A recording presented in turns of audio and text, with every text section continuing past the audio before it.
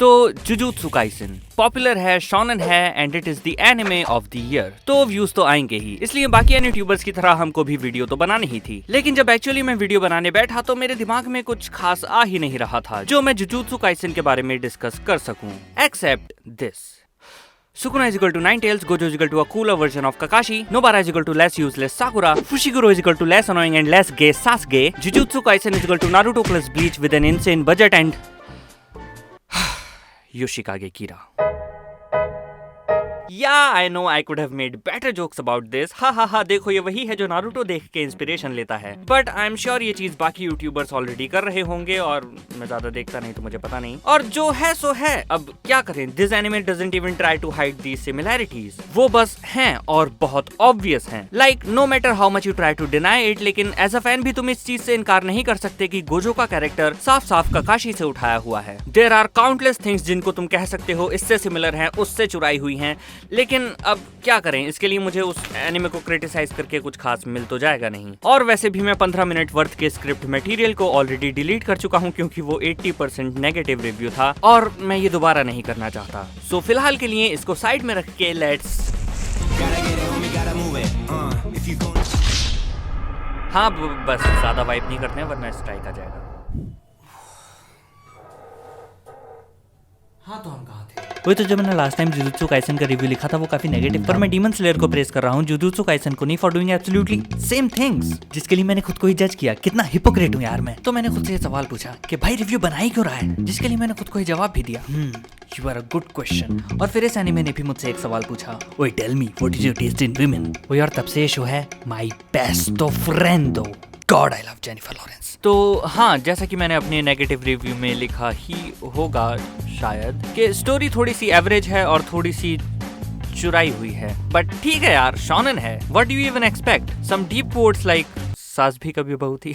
शोनन्स are mostly not about quality and depth in story telling. हम अक्सर भूल जाते हैं कि एक शोनन शो का ये पॉइंट होता ही नहीं है। The point is there even a point to a shonen? Come on, they are made for hot blood teenagers। और मेरे तो बाल भी वैसे सफेद हो गए हैं, अभी कलर किया है तो दिखा नहीं सकता। आई थिंक मेरी उम्र हो गई है, या फिर शायद वीकली इसको देखने से उसका एक्सपीरियंस थोड़ा सा डल हो गया, या फिर इन जनरल मेरी लाइफ ही खैर चलो प्लॉट से शुरू करते हैं। ये एनिमे रजत के फेवरेट प्लॉट से भरा हुआ है। इस एनिमे का मेन प्रोटैगनिस्ट है इतादोरी यूजी, जो थर्ड होकर अपने ग्रैंडफादर की डेथ के बाद कुछ स्ट्रेंज इवेंट्स में इन्वॉल्व हो जाता है, जिसमें उसके कुछ क्लासमेट्स कर्स्ड स्पिरिट्स या बेसिकली भूतों के कब्जे में आ जाते हैं एक कर्स्ड ऑब्जेक्ट की वजह से। वो ऑब्जेक्ट बहुत ही पावरफुल बीइंग सुकुना की एक फिंगर है एंड अंडर सर्टेन सर्कमस्टांसेस उसको वो फिंगर खानी पड़ जाती है, जिसकी वजह से उसके अंदर सुकुना का वास हो जाता है। अब क्योंकि यूजी उन सुपर रेयर केसेस में से एक है जो उस फिंगर की पावर को सहन कर सकता है, तो वो इन कर्स्ड एनर्जी यूजर्स, जिनको जुजुत्सु सॉर्सरर्स कहा जाता है, उनके लिए एक टेस्ट सब्जेक्ट प्लस खतरा बन जाता है। एक तरफ उसको सारी फिंगर्स कंज्यूम करने का टास्क दिया जाता है, पर दूसरी तरफ वो उससे डरे हुए भी हैं और उसको मारना चाहते हैं। And this is basically the plot of jujutsu Kaisen. कोई डेथ नहीं, कोई रिवेंज नहीं, ये बस एक वर्ल्ड है जहाँ घोस्ट एंड घोस्ट हंटर्स को एग्जिस्ट करते हैं, और एक डोमिनेंट इविल फोर्स है प्रोबेबली, जिसके मरते ही ये शो भी खत्म हो जाएगा। अब देखो, जुजुत्सु काइसेन बेशक 2020 में रिलीज हुए सभी शोनेन्स में बिल्कुल टॉप पर स्टैंड करता है, but hey, it is not like it had any competition. All it had to do थोड़ा सा कोहेरेंट होना था, थोड़ा सा पेसिंग ठीक रखनी थी, गाड़ी थोड़ी तेज नहीं भगानी थी, एंड यू आर डन। इतने में ही you are better than most of the lot. उसके ऊपर से इसमें अति सुंदर नारियां, एनिमेशन एंड म्यूजिक भी है। म्यूजिक तो वैसे आजकल सभी शोनेन्स की प्रायोरिटी बन गई है। I mean even if you don't like these two shows, तब भी तुमको ये तो मानना ही पड़ेगा that their music was absolutely banger. और जुजुत्सु काइसेन का म्यूजिक भी is nothing short of amazing. जब मैं पीछे मुड़ के सोचता हूँ कि मेरा ओवरऑल जुजुत्सु काइसेन का एक्सपीरियंस कैसा था, तो अंदर से एक ही जवाब मिलता है, that I thoroughly enjoyed it. No matter मेरा इसका ओवरऑल स्टोरी पर परसेप्शन कैसा भी हो, बट ये तो मानना पड़ेगा कि इसकी fights and animation are amazing. Shonens का जनरली जो एंटरटेनमेंट ग्राफ होता है वो काफी उतार चढ़ाव भरा होता है, चाहे वो पुराने शोज हों या फिर इवन नए वेल मेड शोनेन्स लाइक MHA और डीमन स्लेयर। और भी हैं, बट मैंने ये दो देखे हैं तो मैं इनके बारे में बात करूंगा। These shows follow a trend. जब वो अपनी स्टोरी के फाइट वाले फेज में होते हैं दे बिकम सुपर इंटरेस्टिंग, और बाकी पार्ट्स में they just fall flat and become straight up boring. Example के तौर पे माउंटेन आर्क के बाद डीमन स्लेयर एकदम से अनइंटरेस्टिंग हो जाता है, even though they are throwing new information, but मेरे को इंटरेस्ट नहीं था। But at the same time it is understandable क्योंकि वो मूवी के लिए सेटअप कर रहे थे। और MHA को भी देखो, through out it's run time काफी सारे अप्स एंड डाउन्स हैं, स्पेशली दिस आर्क। ये आर्क को तुम छोटा कर सकते हो, उठा के बाहर फेंक सकते हो, एंड ओवरऑल स्टोरी पे कोई खास फर्क पड़ेगा ही नहीं। To be honest may be some people enjoyed it, but मेरे को बिल्कुल मजा नहीं आया। बट हाँ, वो गाना अच्छा था और एरी भी बहुत प्यारी बच्ची है। बेबी जान। जब ये शॉनन्स अपने फाइट स्लैश प्लॉट मोड में होते हैं तो ना सिर्फ ये इंटरेस्टिंग हो जाते हैं, बल्कि उनके फाइट, एनिमेशन और ओवरऑल एग्जीक्यूशन में एक सिंसेरिटी और केयर दिखने लगती है। और भाई साहब, हाइप का तो पूछो ही मत, छप्पर फाड़ के बाहर निकलती है। बट जब ये शोज अपने उस मोड से ब्रेक लेते हैं, they go straight from Badlapur to Coolie number 1। They try to do exaggerated comedy जो उनके शो की ओवरऑल वाइब के साथ मैच भी नहीं करती। It just seems irritating and out of place. लेकिन जुजुत्सु काइसेन इस मामले में मुझे काफी ज्यादा अवेयर सा लगा। ये शो सीरियस मोमेंट्स में सीरियस जरूर होता है, पर उनको काफी कैजुअली लेता है, उतना सीरियस या डार्क मोड में भी नहीं जाता। एक्शन हमेशा फन टाइप रहता है और कैरेक्टर्स मोस्टली फाइट्स को एंजॉय करते हैं rather than struggling for their life. हाँ, बस कभी कभी लॉजिक से थोड़ा परे चला जाता है। बस भाई, इतने में तो थर्ड होकागे भी मर गया था। तू तो लड़े ही जा रहा है। जुजुत्सु काइसेन का ओवरऑल एनवायरनमेंट काफी फन टाइप है। It is entertaining and main stream, और ये शो उस चीज के बारे में काफी अवेयर है। इसलिए जब ये शो कॉमेडी ट्राई करता है तो भले ही वो थोड़ी सी एग्जैजरेटेड हो, बट एनोइंग नहीं लगती, क्योंकि ये एनिमे खुद को सीरियसली लेता ही नहीं है। और ज्यादातर कॉमेडी वैसे भी प्लॉट रेलेवेंट होती है, जैसे कि ये विमेन वाला क्वेश्चन जो सडन बॉन्ड फॉर्मेशन में हेल्प करता है, या फिर ये अचानक चमक। This slap is both funny and meaningful, क्योंकि ये काफी अनएक्सपेक्टेडली हुआ, लेकिन एक पर्पस के साथ हुआ। मोस्ट ऑफ द चीजें यहाँ ध्यान देना प्लॉट को प्रोग्रेस करने में हेल्प कर रही हैं, along with being a comedic relief, and I call this comedy done right। और बाकी शॉनन्स की तरह इसमें अप्स एंड डाउन्स भी नहीं है। Fights, breaks and plot progression हर episode and throughout the series काफी इवनली डिस्ट्रीब्यूटेड है, जिससे हमेशा हर एपिसोड का एक सर्टेन एंटरटेनमेंट लेवल रहता है और क्वालिटी में डिप्स देखने नहीं मिलते हैं, ओनली अप्स। ये शो अपनी क्वालिटी और एंटरटेनमेंट को थ्रू आउट मेंटेन रखता है। It starts with a bang, continues to give bangers and ends with a bang.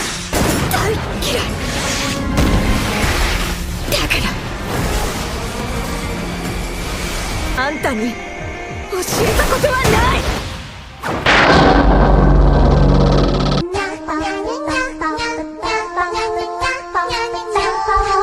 खैर, तारीफें बहुत हुई, अब बढ़ते हैं कुछ फ्लॉस की ओर। अगर मैं कहूँ कि इस एनिमे में सबसे अनइंटरेस्टिंग कैरेक्टर कौन है, तो वो होगा इस सीरीज का मेन प्रोटैगनिस्ट इतादोरी यूजी। हम इसके बारे में अभी तक उतना ही जानते हैं जितना हमने ऑब्जर्व किया है, एंड दैट इज कि उसको लंबे टांगों वाली और बड़े विचारों वाली लड़कियां पसंद हैं, and that is like 90% of the male population, rest 10% are Sasuke. उसके आगे पीछे कुछ है ही नहीं, कोई पास नहीं, और उसका पूरा कैरेक्टर एक दूसरे कैरेक्टर पर बेस्ड है, नहीं नारुतो नहीं, although he do looks like Naruto with Bakugo's hair which doesn't make any sense because Naruto looked like a fox, क्योंकि उसके अंदर लिटरली एक फॉक्स है, and that is not even the point. उसका चरित्र एवं लक्ष्य एक ऐसे दद्दूजी पर बेस्ड है जिसका स्क्रीन टाइम तुम्हारे शीघ्र पतन टाइम से भी कम है। अच्छा नहीं, उसका स्क्रीन टाइम शायद 30 सेकंड से तो ज्यादा ही था। खैर, इसके अलावा फिलहाल तो मैं उसका कोई पास्ट नहीं जानता हूँ, but that is not even the problem. Past नहीं दिखाया तो ना सही, बल्कि in my opinion that is a better route to take, क्योंकि ये पास्ट वाला खेल तो ऑलमोस्ट सभी शॉनन्स खेलते हैं, and it is becoming more and more cliché. Writer के पास काफी अच्छा मौका था कि वो हमको पास्ट से एक्सप्लेनेशन ना देकर सीधे सीधे उनके इफेक्ट्स दिखाए। लाइक इन नॉर्मल लाइफ तुम जिन भी ह्यूमन बीइंग से इंटरेक्ट करते हो, तुम उन सभी का पास्ट नहीं जानते हो, but even then you can feel that they have been through something to behave like that और to take certain decisions. But this turned out to be a wasted opportunity.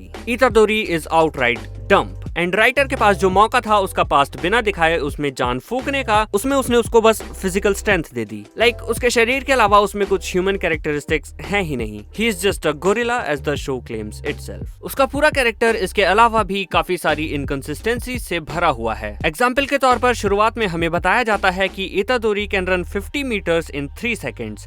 And mind you, इस speed पर scooty चलाना आज भी कई लड़कियों का सपना है।